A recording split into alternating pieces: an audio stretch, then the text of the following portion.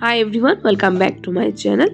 आज আমি আপনাদের সাথে শেয়ার করব অনুষ্ঠান বাড়ির মতো করে ফ্রাইড রাইসের রেসিপি।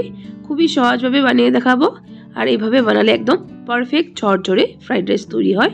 তো কিভাবে বানাবো চলুন রেসিপিটি শুরু করা যাক। ফ্রাইড রাইস তৈরি করার জন্য এখানে একটা বোলে নিয়ে নিচ্ছি 3 কাপ পরিমাণে বাসমতি চাল। ফ্রাইড রাইসটা কিন্তু বাসমতি চালেরই ভালো হয় আর বাসমতি চাল দিয়ে তৈরি করা হয় ফ্রাইড রাইসটা। এখন চালটা খুব ভালো করে ধুয়ে নেব। তারপর ভাত তৈরি করার জন্য এখানে আমি জল বসিয়ে দিয়েছি একটা সসপ্যানে। জলের পরিমাণটা কিন্তু অনেকটা বেশি দিতে হবে, তাহলেই ভাতটা সুন্দর ঝরঝরে হবে আর ফ্রাইড রাইসটাও সুন্দর ঝরঝরে তৈরি হবে। এখন জলটা ভালো করে গরম করে নেব আগে। সো দেখুন বন্ধুরা, জলটা কিন্তু খুব ভালো করে গরম হয়ে গেছে।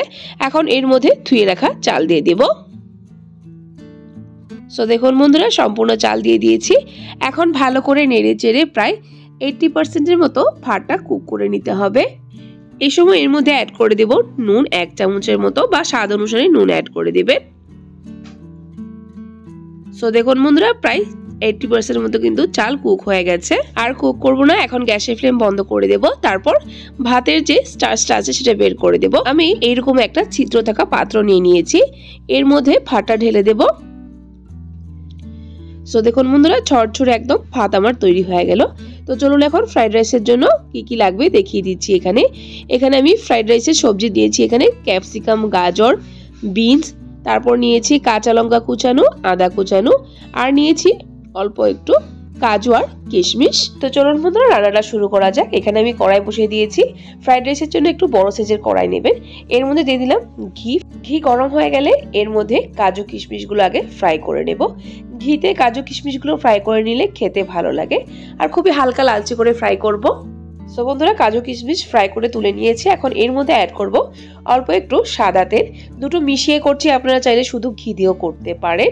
এখন তেলটা ভালো করে গরম হয়ে গেলে এর মধ্যে অ্যাড করব দুটো তেজপাতা, তারপর অ্যাড করব কিছু গোটা গরম মশলা। এখানে নিয়েছি লং, দালচিনি, এলাচ। গোটা গরম মশলাটা দেওয়ার পর হালকা করে ফ্রাই করে নেব, যাতে করে এর ফ্লেভারটা সুন্দরভাবে তেলে এসে যায়। গোটা গরম মশলা ফ্রাই করে নিয়েছি। এখন এর মধ্যে অ্যাড করব কাঁচা লঙ্কা আর আদা কুচানো। আদা কাঁচা লঙ্কাটাকে একটু সময়ের জন্য ফ্রাই করে নেব, 10 থেকে 15 সেকেন্ড সময় নিয়ে। তারপর এর মধ্যে অ্যাড করে দেব কেটে রাখা বাকি সবজিগুলো দিয়ে দিয়েছি। এখন সবজিগুলোকে সুন্দর লালচে করে একটু ভেজে নেব। আমি ঢাকা দিয়ে দিয়েছি যাতে করে সবজিগুলো সুন্দর গলে যায়।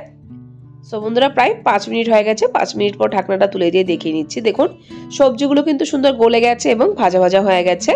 এখন এর মধ্যে অ্যাড করে দিব ভাতটা একসাথে দিয়ে দিবেন না, অল্প অল্প করে দেবেন আর অল্প অল্প করে মিক্স করতে থাকবেন, তাহলে সুন্দর সুবিধা হবে। সো বন্ধুরা, আমি আগে অল্প দিয়েছি, মিক্স করেছি, তারপর আমি আবারও দিচ্ছি। আবারও দিয়ে দিয়েছি। এখন আবারও ভালো করে মিক্স করে নেব। এই সময় গ্যাসের ফ্লেমটা মিডিয়ামে রাখবেন। মিডিয়ামে রেখে এইভাবে করে অনবরত নেড়ে চেড়ে একটু সময়ের জন্য ভাতটা ভেজে নেব। তারপর এর মধ্যে অ্যাড করে দেব স্বাদ অনুসারে নুন আগেও দেওয়া হয়েছে, একটু টেস্ট করে তারপরে নুনটা দেবেন। আর দেব এখানে চিনি। ফ্রাইড রাইসটা কিন্তু একটু মিষ্টি মিষ্টি হয়। তারপর এর মধ্যে অ্যাড করে দেব ভেজে রাখা কাজু কিশমিশ দিয়ে ভালো করে মিক্স করে নিলেই তৈরি হয়ে গেল আমাদের ফ্রাইড রাইস।